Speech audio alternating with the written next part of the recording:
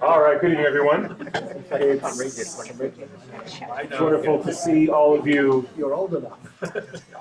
3 weeks in a row. It's been quite a journey, though. It's moving very, very fast. It's amazing that we're already 3 weeks in to this wonderful series with Rabbi Alex on the philosophy of Rabbi Sacks, and of course, this evening we'll talk about the very fascinating and timely topic of Judaism as an antidote to modernity and all of its challenges and ills. I want to thank Hillary and Adrian for sponsoring this evening's shir in honor of Hillary's father, Morris Hurwitz, Alav Shalom Moshe ben Yaakov Leib. So thank you for sponsoring in his honor. Also want to wish you along with your uncle's yard site as well this evening. So very, very special. It's his brother. And so thank you so much for sponsoring in his honor. And may our learning be Ilui Nishmato for the elevation of his soul. Of course, you all know that this Wednesday night is Tisha B'Av, and we have Rabbi Dr. Sam Liebens speaking here, which is a big honor. He's really incredible. I'm sure if Alex knows Dr. Sam Liebens. And so that will be Wednesday evening, of course, moving into the fast Wednesday evening on Thursday. And then next week, Monday night, we'll have our finale to this 4-week series, although we could do many more weeks. Yes, Rabbi Alex will be here for the finale next week. And we appreciate jumping on a plane right after Tisha B'Av. Without further ado, I'm going to hand it over to Rabbi Alex. Okay, so welcome everybody. Really delighted to see you all. I just actually gave a shir in Yerushalayim and was driving through the area between the Tachana Merkazit, the central bus station, and the Supreme Court and the Knesset. The place is full of people carrying flags. This is quite a big day in Israel, and we are currently, Rabbi Sacks, as we'll see today, talks about how our moral climate is experiencing the equivalent of the cultural equivalent of climate change. So I think here in Israel, we're also undergoing some climate change, and it is testing our society. So I'm sure you're seeing that on your TV screens. And to be honest, I think there's something very heartwarming. I shared something on my Facebook where last night you saw a demonstration on the left with 200,000 people in Jerusalem, and on the right, 200,000 people in Tel Aviv. And to have that proportion of the country come out waving flags, arguing for the future of the country, as somebody said, well, maybe that shows that our future is robust. People are engaged, people care, and Be'ezrat Hashem, this should be a time which will spawn and will act as a greenhouse for lots of new initiatives. The idea that there are so many young people, so many teenagers involved in both sides of our national argument means that people care, that the young generation are invested, and we will maybe even finish with this theme at the end of our class today. So welcome everybody. We today want to talk a little bit about Judaism as an antidote to the problems of modernity, which I know sounds a little strange. Modernity is just where we are. It doesn't necessarily have values, but Rabbi Sacks really felt throughout his career, starting with his first set of public lectures in 1991 called The Persistence of Faith, to the book that he wrote in 1997, The Politics of Hope, to the book that he wrote in 2007, The Home We Build Together, to the book that he published in 2020, his final book called Morality, that Western society was suffering from serious problems, that the family was falling apart, that loneliness was increasing, that values of society were eroding, that as a multicultural society, people were having difficulty getting along. So that manifested itself in certain ways in the idea of post-truth, self-space, the inability to argue, the notion of victimhood, identity politics, people feeling that there was a danger to democracy, the adoption of, what do we call it? Retail therapy, that people were valuing more what they purchased than, the idea of public shaming, and just some sort of erosion of values in society. Rabbi Sacks was very, very bothered by this, and this notion that society, was suffering from a certain sense of malaise, or suffering from a sense of hopelessness, and he wanted to address it, and he really felt that religion itself and religious communities had the potential to provide some sort of antidote, some sort of answers to some of these questions. And that's what I want to share with you today, some of the way that Rabbi Sacks dealt with this. And in order to do this, we're going to, in a couple of points in today, we're going to use videos to hear the great man himself speak. And I want to just introduce the first video. Both videos are going to be from the last year of Rabbi Sacks's life. He was busy promoting his book, Morality. And this is what I'm going to show you now is a wonderful, it's really worthwhile listening to the whole hour, is a magazine called The Tortoise. The tortoise, as in, the little things which go slowly through the tortoise and the hare. It's called The Tortoise because it's a news outlet which believe in thinking slowly. And therefore they say, we want to think slowly. And they have this newsroom and they invite people in with various guests once a month. And they even have a little tortoise walking along the top. And when it finishes the hour, then it's done. So he's sitting in their newsroom and they raise the question about who is a sage? Who is a sage in today's world? Who do we look at as our moral leaders? So that's the segment that we're going to listen to now. And I'm just going to share my screen, and that's how we're going to begin with our session today. I hope this is all going to work technically. Let's try and do this. Hold on. Just a second. How do I get it to play? And just to let you know, there are microphones and there are cameras, so this is being recorded and streamed, just so you're aware of that. Before I turn to you, Rabbi, I actually was going to just reflect on the conversation we were having just before we came in here, because the question I was asking Lord Sacks was, well, who today are the moral leaders? Who are the people from whom we get, if you like, our day-to-day morality? And I just wanted to start by asking the room, if you were thinking, is it my friends? Is it my teachers? Is it my politicians? Is it somehow the figures in public like this? No sniggering, please. Just going to put them in as well. Is it public figures? Who are the people who you think are if you like, the sort of holders of the flame of modern morality, or certainly your morality today? If I was to ask you, for example, do you think your friends? Who would say your friends are probably your best guide to sort of moral judgments that you make? Smattering of friends. Who here thinks it is teachers? Thinks that teachers are the people probably you look for?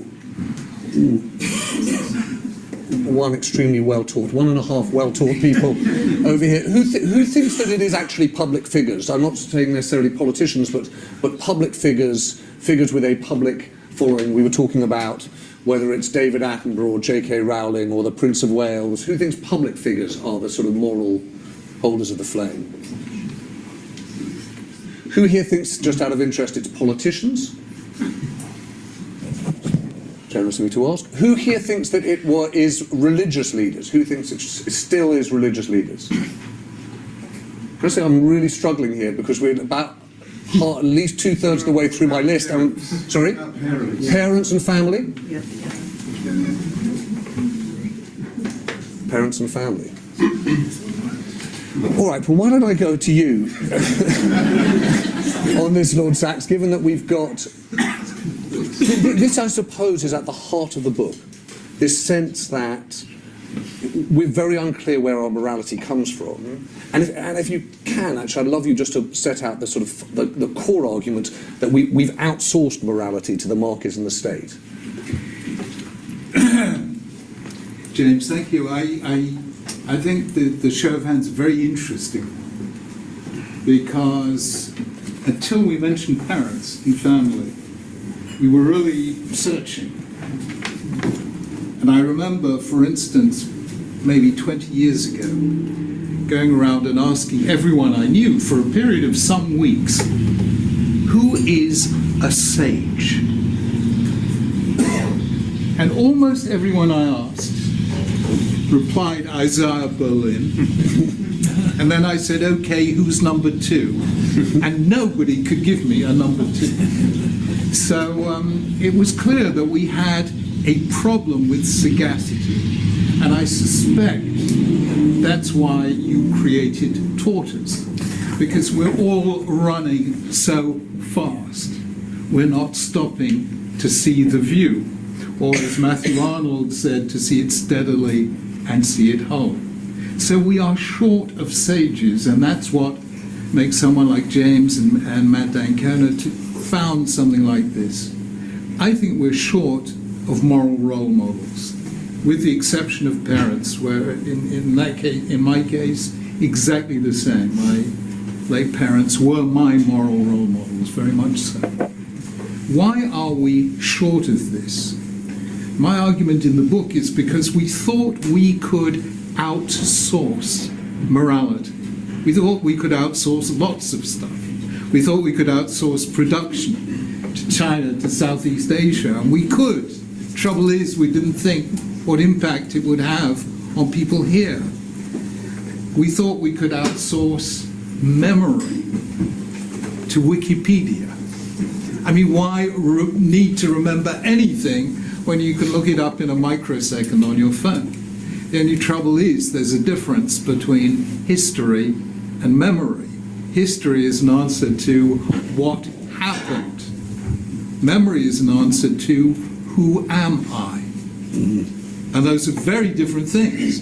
And you can't delegate identity to a computer. You can delegate facts, but not identity.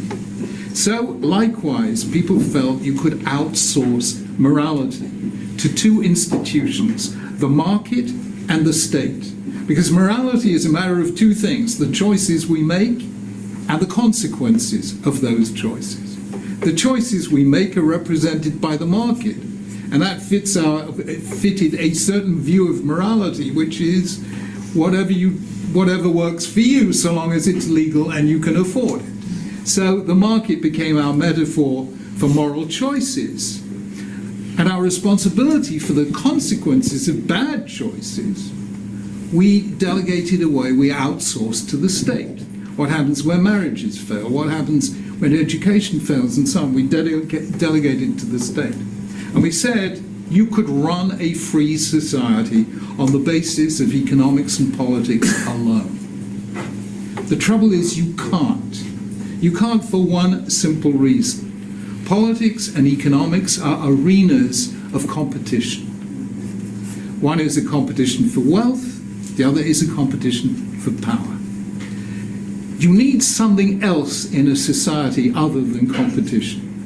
The classic moment. Did you see The Imitation Game about Alan Turing? You remember Benedict Cumberbatch looking lugubrious, and Keira Knightley says, "Tell them a joke." And he tells them a joke. You remember? Two explorers in the jungle, they hear a lion roaring. One of them starts looking for a place where the two of them can hide and escape. The other one puts his running shoes on. The first one says to the second one, What are you doing? Running shoes. You can't run faster than the lion. And the second one says, I don't need to run faster than the lion. I just need to run faster than you. Now, this summarizes Charles Darwin's dilemma. Darwin understood that every society that he knew of valued altruism. But if you look at the joke story, it is the altruist who gets killed by the lion. And it's the person who puts his own survival first who survives. So Darwin actually said that anyone who took risks for the sake of others would die disproportionately young, and therefore over time the gene for altruism, I mean, he didn't use this language, the gene for altruism should go extinct. So why didn't it? And this puzzled him, and he didn't find an answer during the whole of The Origin of Species. Later he found the answer.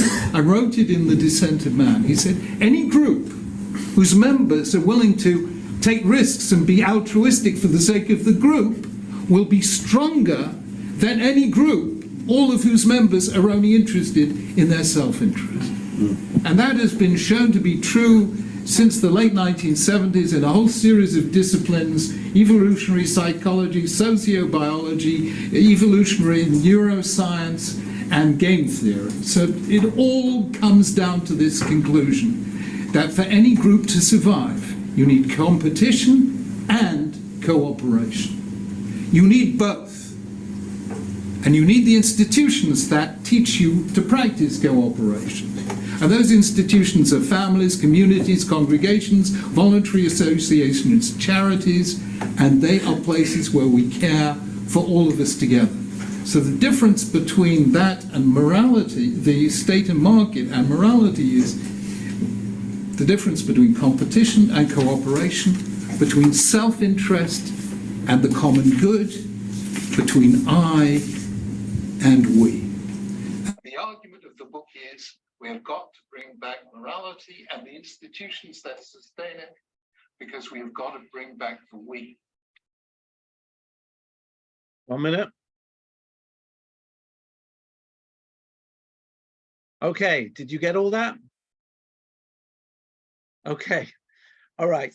I hope, first of all, I hope you just enjoyed a little taste of listening to Rabbi Sacks at his best, quoting politics and movies and evolutionary biology and game theory and evolutionary neuroscience, and just throwing it all out in such a casual way like only he can.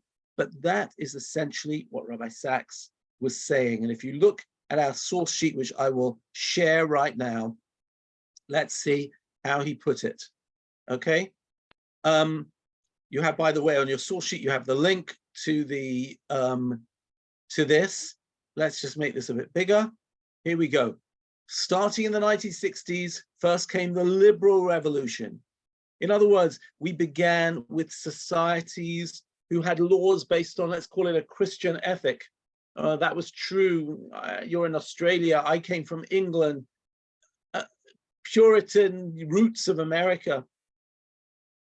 And the laws represented a certain Christian ethic. First came the liberal revolution, which said, it's not the task of law to enforce a shared morality. Morality gave way to autonomy, with the sole proviso that we did not do to harm to others. Then in the 80s came the economic revolution. States should minimally interfere with markets, right? I grew up with Thatcher and taking, releasing the government control over markets. Then in 1990s and gathering pace ever since came technological revolution, the internet, tablets, smartphones, etc. Social media in particular has changed the nature of interpersonal encounter. Each of these developments has tended to place not society, but the self at the heart of the moral life. It is not that people are immoral or amoral. That's not so. We care about others. We volunteer. We give to charity. We have compassion. We have a moral sense, but our moral vocabulary switched to a host of new concepts and ideas: autonomy, authenticity, individualism, self-actualization, self-expression, self-esteem. In other words, it's about the self. And now our children and grandchildren are paying the price of abandoning a shared moral code. I use that, need to stress that word shared, right? It's the move from the we to the I. divided societies, dysfunctional politics, high rates of drug abuse and suicide, increasing unequal economies, a loss of respect for truth and the protocols of reasoning together, and the many incivilities of contemporary life. Okay, what morality is outsourced to either the market or the state. Society has no substance, only systems, and systems are not enough. The market and state are about wealth and power, and are hugely beneficial to the wealthy and powerful, but not always to the poor and powerless. The rich and strong will use their power to exploit the rest, financially, politically, and as we know after the rights of Me Too, sexually also. Thucydides tells us that the Athenians told the Millennians, the strong do what they want while the weak suffer. The same often seems true as today, where there is no shared morality, there is no society. And this is what Rabbi Sacks is really bothered by, a breakdown of society. Families are breaking down, a shared moral code is breaking down, and how exactly are we meant to exist as a society? And he writes over and over and over about this theme, and he visits it throughout his career because he thinks it's really crucial. And for him, he literally feels throughout his 30 years of writing that our morality is like sort of fallen apart. Certainly it's moved from the we to the self, right? You can see it even in your own homes. There was once a time where everybody sat around the TV and when you had to watch what my big sister was watching or what my dad was watching, whether I liked it or not. And it was sometimes embarrassing if like a sort of a love scene came on and you had to decide how to navigate that one and blah. Now my kids are all with their earphones in watching their screens. I don't know what they're watching. They don't know I don't hear what they're listening to. Once upon a time, you knew who your kid's girlfriend or boyfriend was, or somebody said to me recently, he said, since cell phones, he doesn't talk to his daughter-in-law as much because he always phones his son.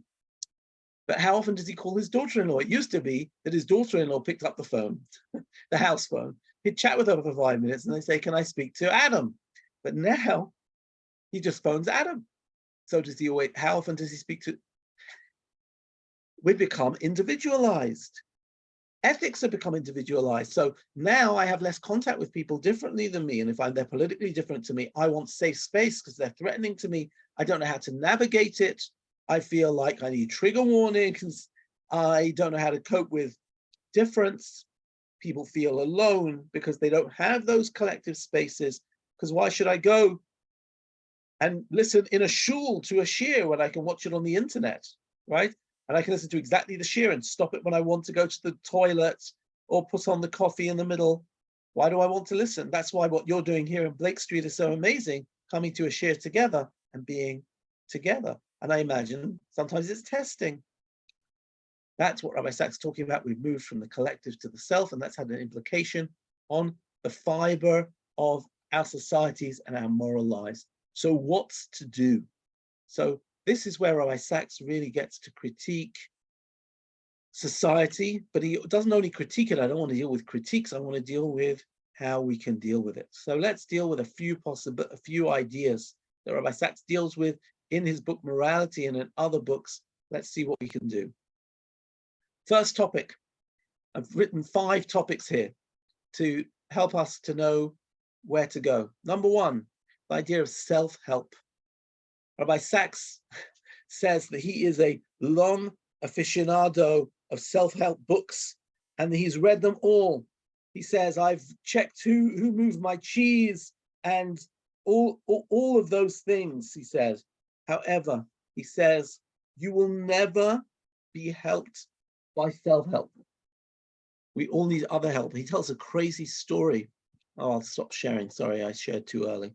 He tells a crazy story about his honeymoon, that he was on honeymoon. And he says, I didn't know if you knew this about Rabbi Sacks. Rabbi Sacks never knew how to swim. Nobody ever taught him how to swim. The British don't go to swimming very much. And he said he went on the honeymoon. He sort of wanted to go in the water, but he couldn't swim. He said he saw a place where people were in the shallows and he thought, okay. And he went to swim. Meanwhile, clearly there was some sandbank there and he found himself out of his depth and he's, gagging and going under, and he went under once and twice, and he said, some honeymoon, that was his last thought. That was going to be his last thought. And he said, suddenly somebody, he doesn't know who that person was, and he said he wished he knew because he could thank him, pulled him out the water, saved his life. He says, I'll never know who he was. Why did he do it? We'll never know. Because I was a person and he wanted to save me. He pulled me out and I was fine. He says, I couldn't help myself. Somebody else helped me. Let's take a look at the Gemara that he brings to express this idea. Rabbi Chia bar Abba fell ill. This is a Gemara from Masechet Brachot. Rabbi Chia bar Abba was ill, and Rabbi Yochanan went to visit him. He said to him, are your sufferings welcome to you? In other words, Rabbi Yochanan said to Rabbi Chia bar Abba, are you enjoying being sick? Maybe you think there's some religious, advantage. He said, neither them nor their reward. So he said to him, listen, give me your hand. He gave him his hand and he raised him. So Rabbi Yochanan, by helping him with his hand, helped him out of bed, helped him to health. So Rabbi Yochanan once felt ill, and Rabbi Hanina went to visit him. He said to me, your suffering's welcome to you. He said, neither them nor their reward. He said to him, give me your hand. And he gave him his hand and raised him. Now the Gemara, like only a Gemara can say, says the following. It says, well, I don't get it. Why couldn't Rabbi Yochanan raise himself? If Rabbi Yochanan has the power to raise Rabbi Chia bar Abba, why couldn't Rabbi Yochanan raise himself? And they say the answer is the prisoner cannot free himself from jail. The prisoner cannot free himself from jail. In other words, we need to be in a situation in which we help others. I can't get myself out of bed. Sometimes I need somebody else to get me out of bed, somebody else to visit me, somebody else to cheer me up, somebody to bring food round when I'm sitting shiva, or bring food round when I've got a wedding. That's what it means to be a community. It's not enough to help ourselves. That doesn't work. We need other help. Rabbi Sacks tells a lovely story about the Lubavitcher Rebbe.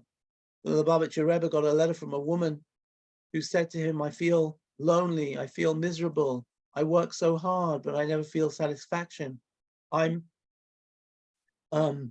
involved in a community, but I don't feel a sense of companionship. The Rebbe, can you help me? And the Rebbe responded to her and sent her letter back and circled the word I over and over and over. I.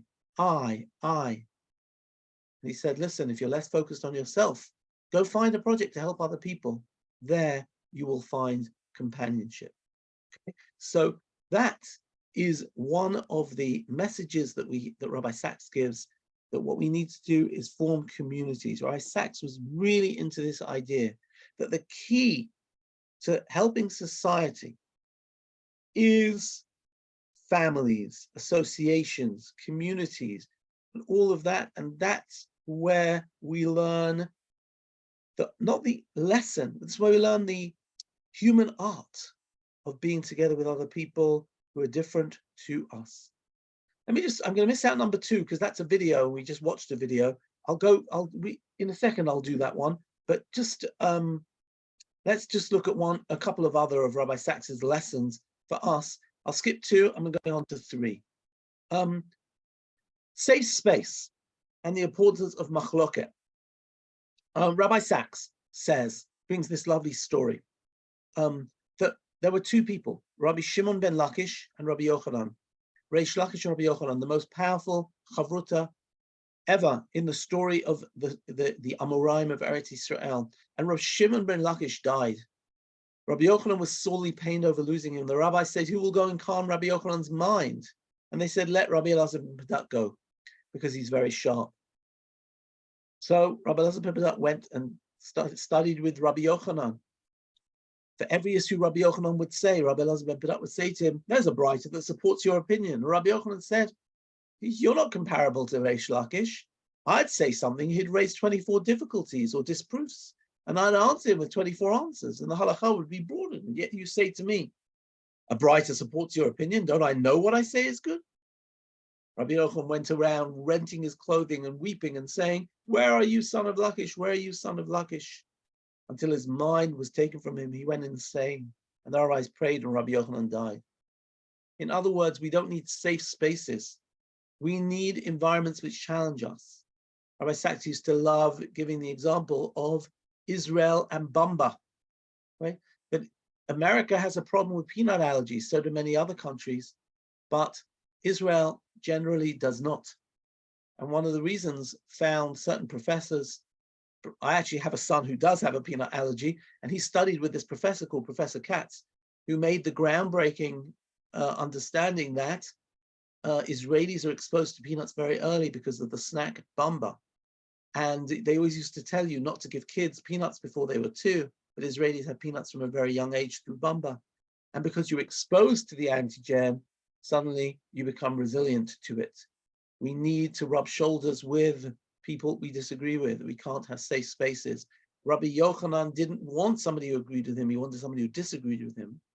And that is the antithesis of safe spaces. Beit Sham, what's our tradition? It is a tradition of machloket. Ravina Ravashi, Beit Shammai and Beit Hillel. Right? These are the great arguments between the Ramban and the Ramban, the Shulchan Aruch and the Ramah, the Hasidim and the Minagdim. We grow stronger because of those arguments. Topic number 4, not just, and notice how, again, it's the idea of not just the self. I don't want my safe space so that I am in cotton wool. I need to, number 4, act of civility. I'll just read a little bit. In 1966, an 11-year-old black boy moved with his parents and family to a white neighborhood in Washington. Sitting with his brothers and sisters on the step of the house, he waited to see how they'd be greeted. They were not. Passers-by turned to look at them, but not one of them gave a smile or even a glance of recognition. All the fearful stories he'd heard about how whites treated blacks seemed to be coming true. Years later, writing about their first days in their new home, he says, "I knew we weren't welcome here. I knew we wouldn't be liked here. I knew we'd have no friends here. I knew we shouldn't move here." As he was thinking those thoughts, a white woman coming home from work passed by on the other side of the road. She turned to the children and with a broad smile said, "Welcome." Disappearing into the house, she emerged minutes later with a tray laden with drinks and cream, cheese, and jelly sandwiches, which she brought over to the children, making them feel at home. That moment, the young man wrote later, changed his life. It gave him a sense of belonging where there was none before. It made him realize at a time when race relations in the United States were still fraught, that a black family could feel at home in a white area, and there could be a relationship that were colorblind. And that young man, Stephen Carter, is now a law professor at Yale, and he wrote a book about what he learned that day, and he called it Civility. I always wonder where Rabbi Sacks got the idea of calling a book Morality from this book. The name of the woman, he tells us, was Sarah Kestenbaum, and she was a religious Jew. And in the Jewish tradition, he says, such civility is called chesed, the acts of doing kindness, which in turn derives from the understanding that human beings are made in the image of God. Civility, adds, itself may be seen as part of chesed. It does indeed require kindness towards our fellow citizens, including the ones who are strangers, and even when it's hard. Last, Shabbat. I once took Britain's leading childcare expert to a Jewish school, says Rabbi Sacks, where for the first time she saw young children rehearsing the Sabbath table, 5-year-old parents blessing 5-year-old children and welcoming 5-year-old guests. You know, a regular Shabbos party in a Gan Yeladim. She, a non-Jew, was enthralled. She asked the children what they like most about Shabbat. They said it's the time when mom and dad don't have to rush off. She said to me afterwards, "You're giving those children the greatest gift, the gift of a tradition, and it's saving their parents' marriages." I want you to understand what Rabbi Sacks has done in these passages. He said, we have problems that families are breaking down, of loneliness, of safe space. So what does he say? Our tradition of communities and chesed is a tradition of recognizing the other, of welcoming the other, of creating community and overcoming societal differences. We believe in Judaism, in the concept of chesed, and therefore other help. That's what we have. We have an obligation of other help. We have an obligation of tzedakah. We have Shabbat, which brings families together and saves their marriages, right? And we have a tradition in the Bet Midrash of machloket, of learning, of commentary. Rabbi Sacks was on an airplane with King Charles. He was then Prince Charles, and with Tony Blair. and he took out a chumash. And Prince Charles reached over and says, I've never seen a book like that. What is that? And he says, well, here you've got the biblical text, and here you've got Rashi in the 11th century, and you've got the Ramban in the 12th century. And arguing with him is the Ibn Ezra in Spain, and arguing with him is, you know, the Rashbam in France. And Prince Charles was absolutely flabbergasted. What is this? What is this book? Right? This is unbelievable. And Rabbi Sacks said, well, this is our tradition. We don't just have one read on something. This one argues and discusses. Says Rabbi Sacks, that has given Judaism the resilience that we shouldn't break apart like what's happening in modern society. Let's just see another lovely video from Rabbi Sacks about safe spaces. Hold on a second. I'm just going to open it on my computer and then I'll share it. Sorry, identity politics. I just love this video, and let me see if it will open. Sorry, 1 minute, I'm having a bit of trouble. No,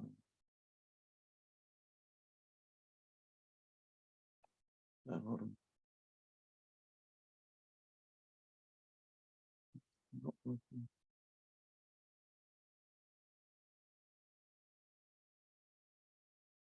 Okay, hold on. No, sorry, 1 second.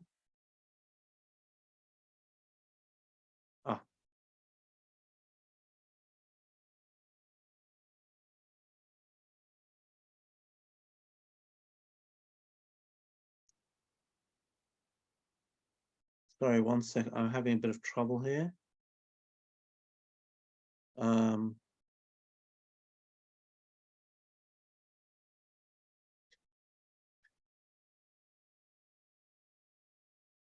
The other one I had open and this one I didn't.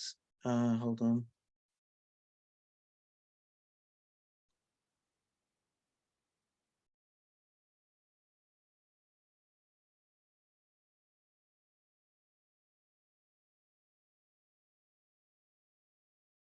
Okay. If I can't find it, I'll have to tell you what it says, but I thought it was just such a good answer. Here it is. Just by the way, you will see this wonderful interview, which you'll see that Rabbi Sacks looks less well than he did in the first video. And this is because this particular video that I'm going to share is from literally a month before he died. It's before he even knew that he was sick, and that is why he really doesn't look well. So just 1 minute, I'm just setting it up, and I'm playing it on a slightly faster speed just to save time. I hope that's okay. And here we go. Hold on. All right, sharing my screen now. What matters.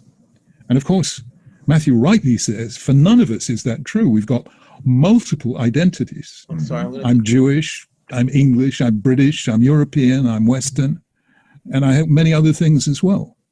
So I think we're all multiple identities, and identity politics, number one, radically simplifies that to a point which is really dehumanizing, because we're all bigger than one box. Secondly, it is closely identified with the concept of victimhood. I suffer because I am X. And victimhood is a really, really bad thing, because, I mean, there are victims and we have to help victims and we must be compassionate and caring about them.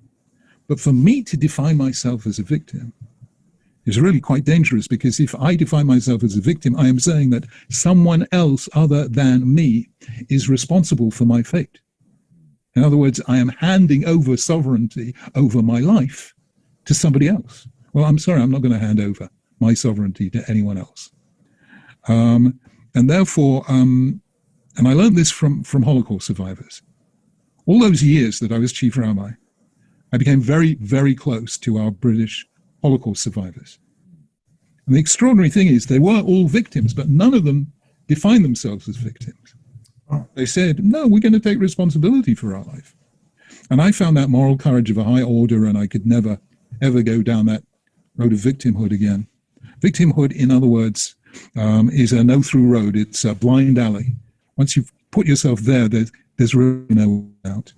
And thirdly, what then becomes of identity?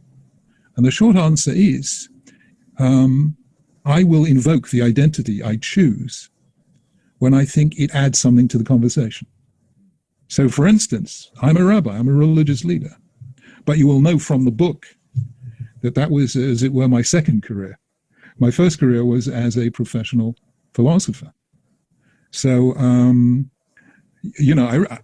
I thought to myself, that in the year 2000, there was summer of 2000, there was a big gathering of 2,000 religious leaders at the United Nations, modestly entitled the Millennium Peace Summit. Put 2,000 religious leaders together, you do not get peace. But you're sitting there thinking, who am I? I'm one in 2,000, and then I thought, hang on, no. Not every religious leader is a philosopher. And not every philosopher is a religious leader. So that combination of identities helped me say something that was really different from almost everyone else. So I think I can speak in the public domain, for instance, as a Jew. If I feel there's something very universal about the Jewish experience, that the Jewish experience gives particular expression to.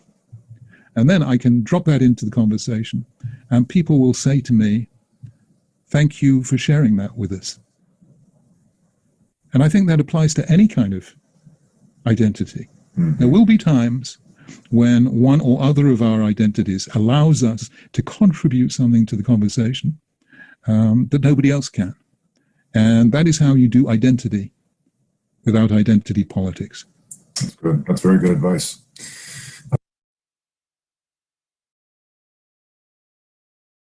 So how do you do identity without identity politics? You do it by expressing your identity and bringing the uniqueness of your identity to the public sphere. And this goes back to Rabbi Sacks' wonderful statement that non-Jews are embarrassed by Jews who are embarrassed by their Judaism.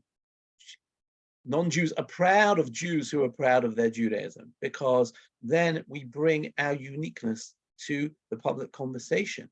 So Rabbi Sacks was really about, not about identity politics, but really about each group. And this is his solution.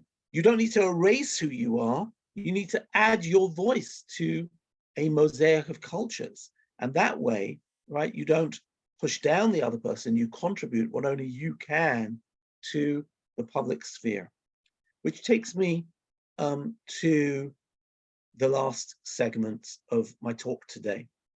I'd like to talk about one of the most central ideas that Rabbi Sacks has to offer, which I believe also relates to Medina Israel today. And that is the concept that Rabbi Sacks spoke about of contract versus covenant. So let me try and explain these two things. Societies, states have a contract. I have to pay my taxes. I have to obey the law. That's a contract. It's imposed upon me. We vote elected officials. They decide what the law is.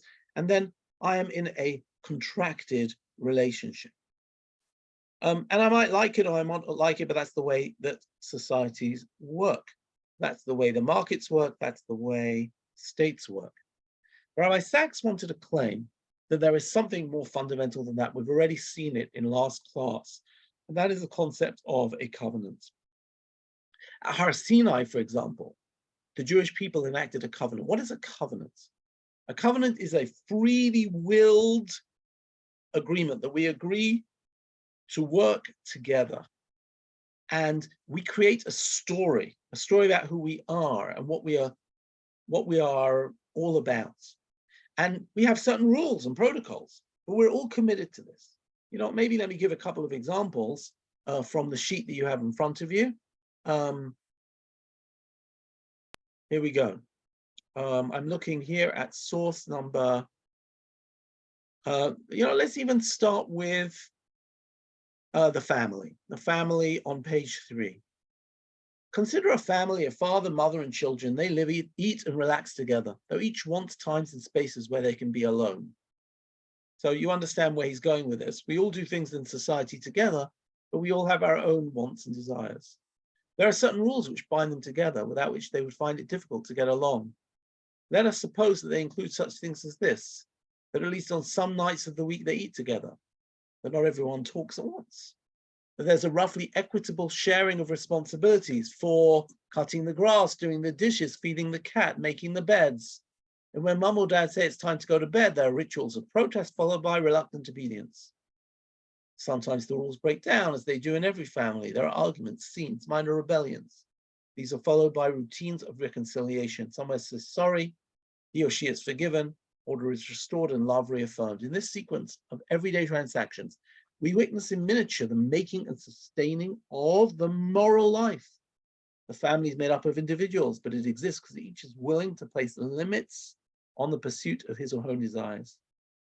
Deep beneath the surface of the family are certain fundamental concepts: fidelity, loyalty, responsibility, authority, obedience, justice, and compassion. Together they define relationships of parents and children to one another. They frame a series of expectations that neither husband nor wife will commit adultery, that when children are young, they'll do what they're told, sometimes, though as rarely as possible, without fully understanding why. The parental requests will be consistent, fair, and in the long-term interest of children.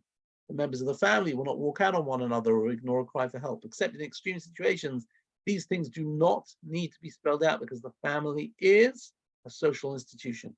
It's not something its members have invented any more than they've made the language they speak. It's something they have inherited from the culture, from habit or custom, or the example of their parents, or possibly religious teaching. But when one of the basic rules is broken, there's a breach in the wall of trust, and unless it's mended, the family will not be the same again. The family is thought of as belonging to the sphere of private life, but it's easy to see how it's the birthplace of social virtues. It teaches us that the space we seek to create for ourselves is dependent on being able to rely on other people with whom we have to establish relationships of predictability and mutuality. Which is why Rabbi Sacks sees the family as so critical. Also, other associations. We're a member of a shul.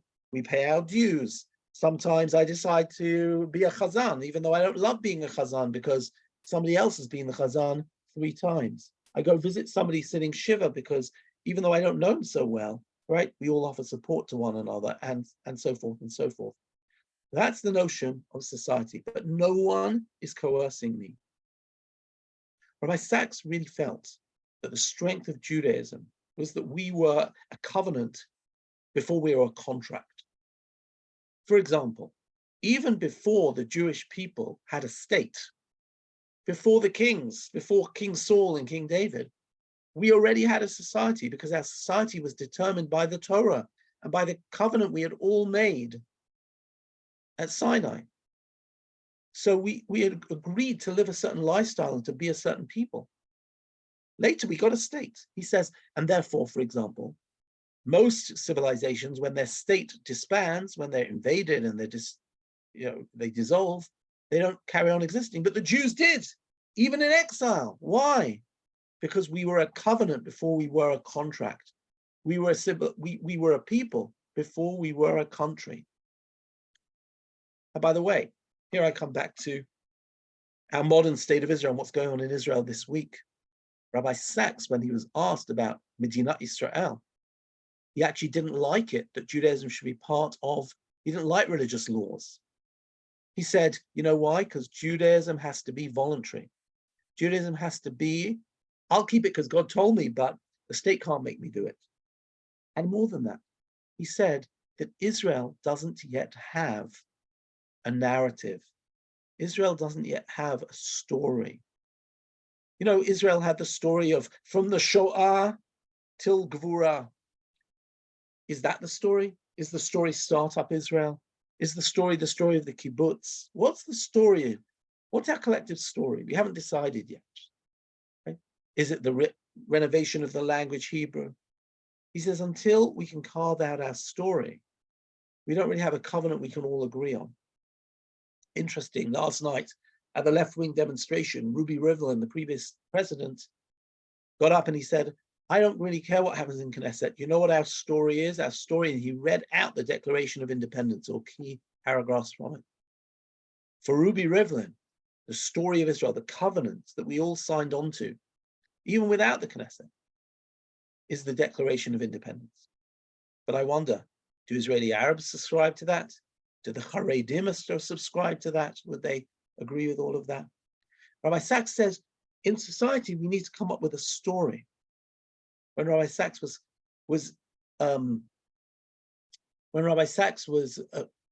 consulted by British prime ministers and education ministers, how can we guide multicultural society?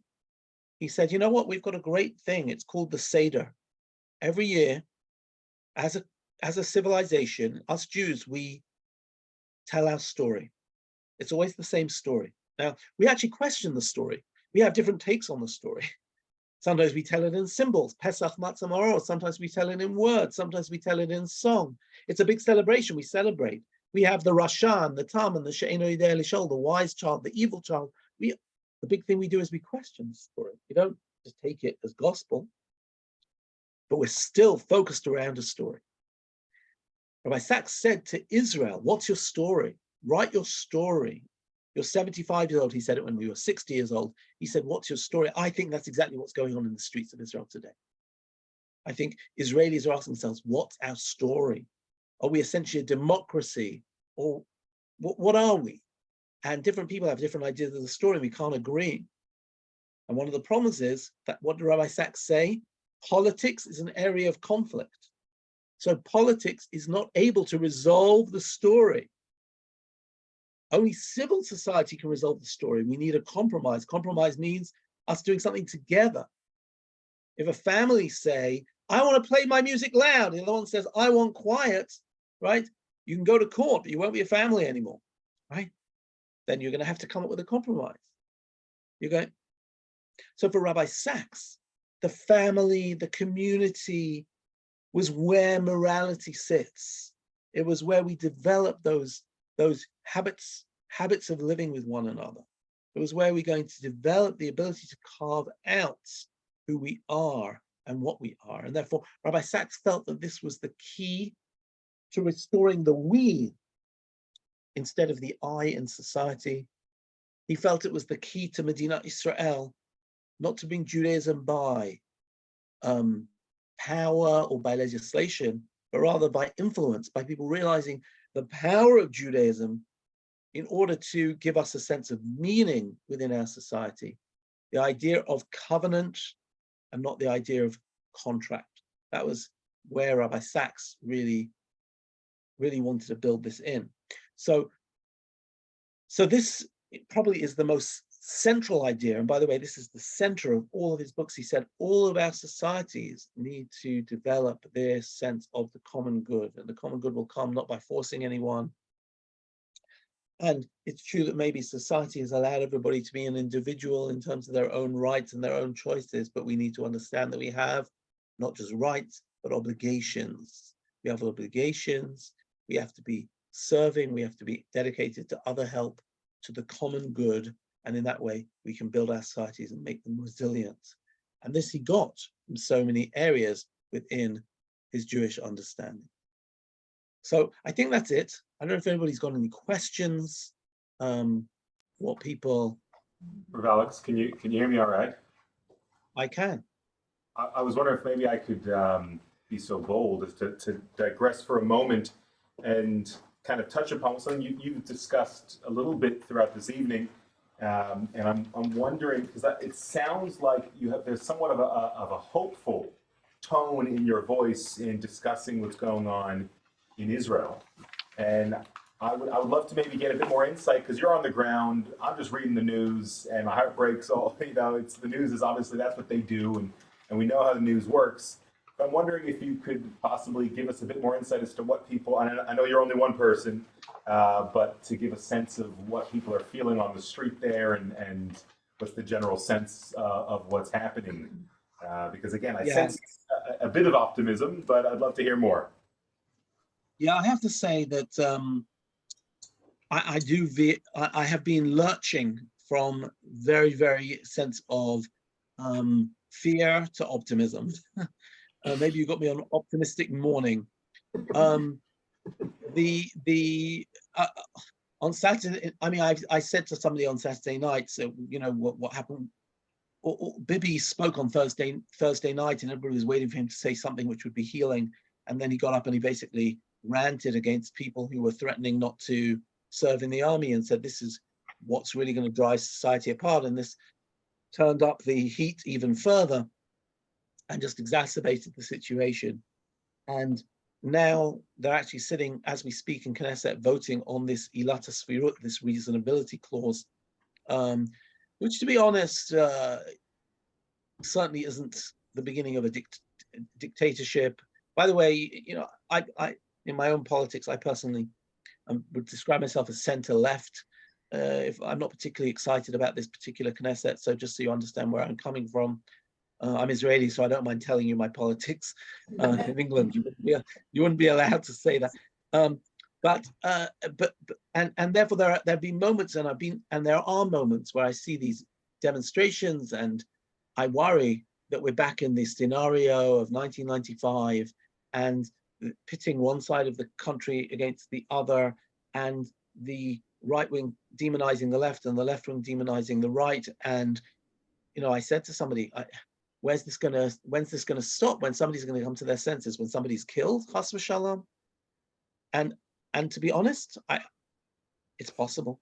I hope and pray chas v'shalom that should happen. That would certainly wake everybody up.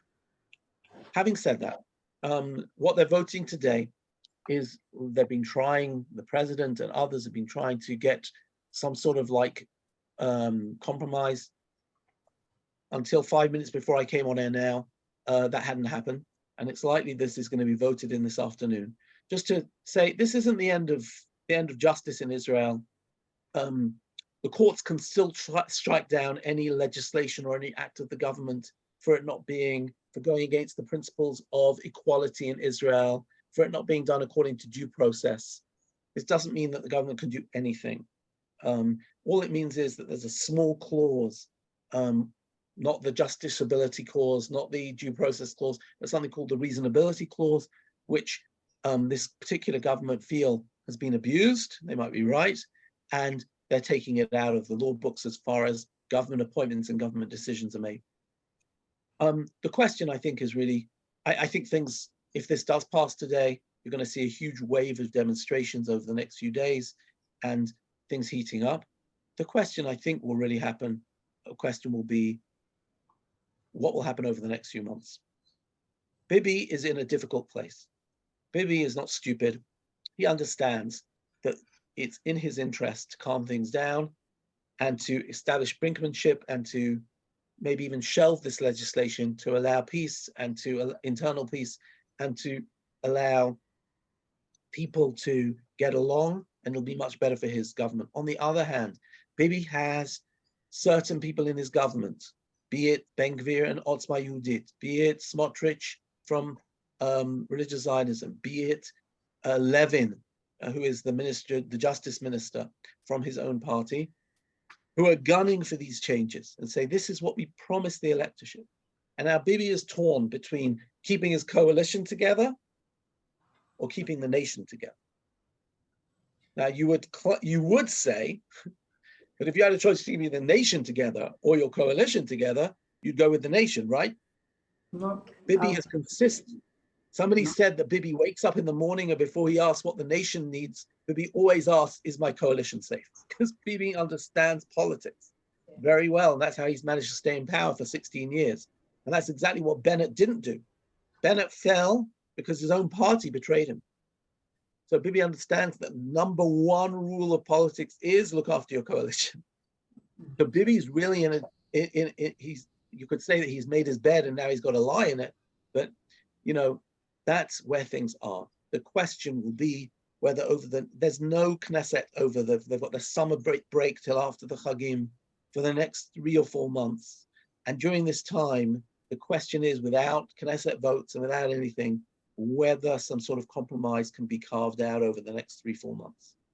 And the question is whether enough mediators will be able to come along and will be able to calm the flames and reassure the group on the left that either things aren't going to be as bad, or that the legislation is going to be done in an equitable way and something which is for the good of the country, and not something which will threaten and take off any sorts of checks and balances.